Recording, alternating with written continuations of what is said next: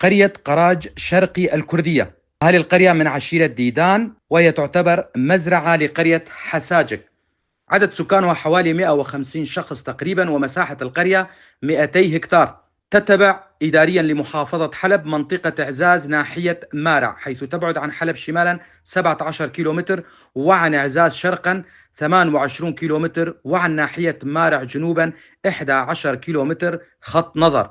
تحدها من الغرب قرية حساجك، ومن الشرق قرية الوردية وقرامل، ومن جهة الجنوب مزارع غرناطة وقرامل، ومن الشمال قرية قول سروج سد الشهباء.